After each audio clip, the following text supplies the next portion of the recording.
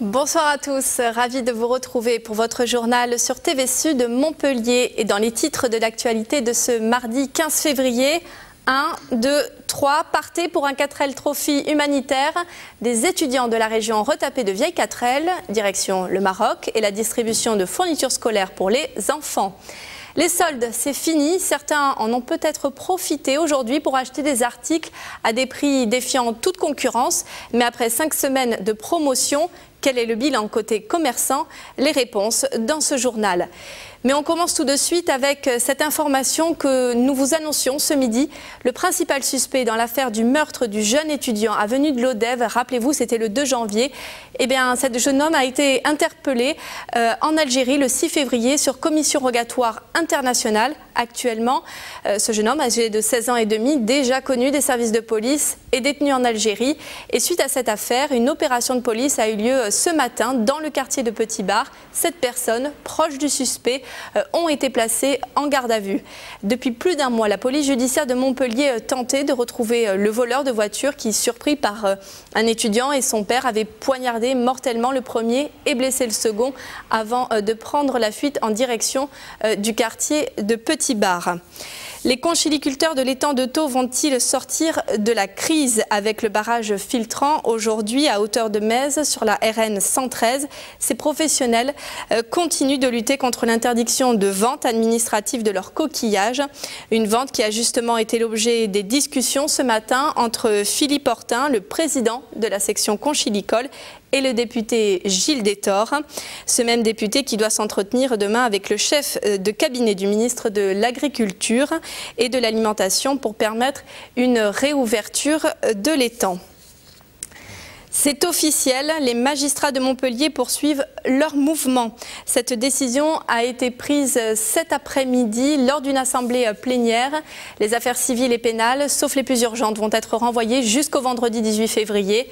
Alors les magistrats soutiennent les fonctionnaires du SPIP de Nantes, outrés par les propos de Nicolas Sarkozy sur l'affaire de la gestion, la gestion de l'affaire Laetitia Perret. C'est une action humanitaire pas comme les autres. Le 4L Trophy a démarré ce matin à Montpellier. À 10 h, 28 équipes régionales, tous étudiants, sont partis de la place de l'Europe, direction le Maroc. Objectif, donner à des étudiants, à des enfants, des fournitures scolaires. Edgar Santander les a rencontrés.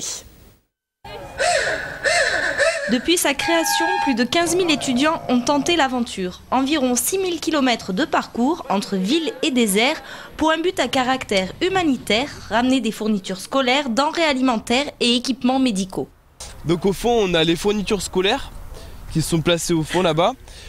Ici, on a la grosse caisse à outils qui est placée le plus accessiblement possible. Ici, 6 équipes font partie du raid. Ils sont attendus à Saint-Jean-de-Luz pour le départ définitif à bord de leur mythique 4L. La 4L, on l'a achetée à une personne qui est à Saint-Martin-de-Croix. C'est une 4L Savane de 88 et c'est une première main.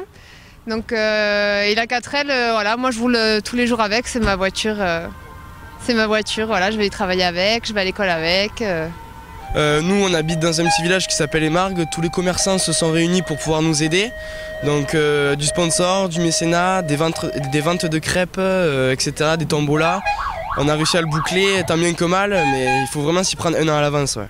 Si tout va bien, elles seront là le 28 février, donc nous leur souhaitons une très bonne route. C'est un secret de Polichinelle. La série policière Antigone 34 est en train d'être tournée à Montpellier et ses environs. Hier, l'équipe du film était à Carnon. Aujourd'hui, tous se trouvaient place de la Comédie, comme vous pouvez le voir sur ces images d'Edgar Santander. 330 figurants et 15 intermittents locaux participent à ce tournage. À noter que l'hôtel d'agglomération servira de commissariat de police. Les caméras iront aussi à la fac de médecine, au campus et au cimetière protestant. C'était leur dernier jour. Les soldes d'hiver ont mis la clé sous la porte en fin de journée. Après 5 semaines de remises et de promotions en tout genre, le bilan paraît plutôt mitigé. Pour certains commerçants montpelliérains, les ventes ont décollé. Pour d'autres, les soldes n'ont rien changé. Edgar Santander a rencontré quelques vendeurs de textiles et de chaussures et des clients venus dénicher des articles à petit prix. Écoutez. Par rapport à l'année dernière, on est légèrement en chute. Je dirais que, à mon avis, c'est dû un petit peu à un contexte général. Ça, et peut-être aussi le fait que les gens ont peut-être aussi beaucoup acheté sur Internet. Nous, ça a très très bien marché, que ce soit sur la première semaine des soldes et sur le mois en général. De l'ordre presque à... Sur la première semaine des soldes, presque à 30% en plus par rapport à 2010. Il n'y a pas trop de monde, on circule bien dans les rayons, c'est sympathique. On fait quelques magasins, quelques boutiques pour voir un petit peu ce qui reste des soldes, pas grand-chose bien sûr, parce que maintenant c'est vraiment la fin, mais on trouve toujours des petits articles bien sympathiques, pas très chers. C'est un coup de cœur pour le dernier jour des soldes. C'est en me promenant que j'ai eu un coup de cœur pour ma petite fille, des petites bottes. Voilà, un prix très très attractif. En bref, l'école de la seconde chance refait parler d'elle avec l'inauguration aujourd'hui d'une nouvelle école, la 8e de la région. Des jeunes de 18 à 26 ans vont pouvoir reprendre des études et d'autres entrer dans la vie professionnelle. D'après les sondages, 7 élèves sur 10 trouvent une formation, un CDD, voire un CDI. L'annuaire du Club de la Presse 2011 est en vente, alors je vous le montre, il se présente comme ceci. Le lancement officiel s'est réalisé hier à la patinoire Vegapolis à Odysseum. Alors vous y trouverez toutes les adresses et numéros de téléphone des médias et journalistes locaux et vous pouvez donc vous le procurer au Club de la Presse de Montpellier.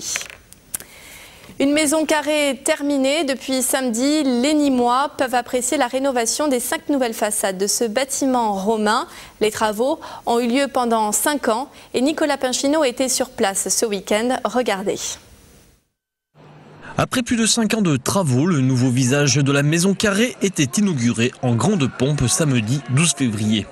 Un chantier de rénovation qui redonne un éclat à ce temple romain, comptant parmi les vestiges les mieux conservés de cette civilisation. Qu'est-ce qui vous donne le plus de satisfaction quand vous voyez le résultat? Le plaisir des gens, je crois. Enfin, je crois qu'ils sont contents et c'est vraiment la chaleur que je vois ou que je lis dans leur regard quand ils viennent me voir. Les élus de chaque collectivité qui avaient contribué au financement de ce chantier de rénovation, la mairie, le conseil général et la région, auront livré au cours de discours plus ou moins longs quelques anecdotes et souvenirs liés à la maison carrée. Il faut dire que le monument est là depuis que la ville existe. Restituer l'allure du monument antique par-dessus tout en laissant donc lisible toutes ces interventions qui appartiennent à l'histoire de Nîmes. C'est tout le travail de nos prédécesseurs et en particulier de celui de l'Auguste nîmois qui est Jean-François Séguier dans les années 1770. Après les discours, place au spectacle, une projection vidéo donnait vie au monument romain, retraçant 2000 ans d'histoire.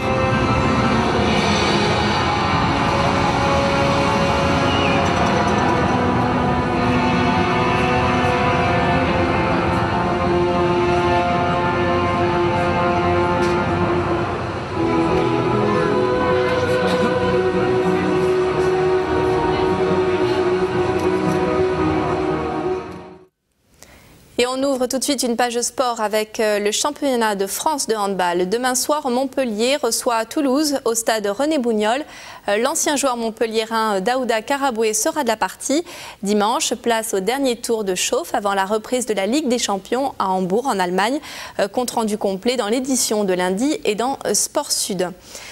Et Montpellier organisera-t-elle les championnats du monde de patinage en 2012 ? En tout cas, l'Arena intéresse fortement la Fédération internationale. Mais Nice continue de jouer la concurrence.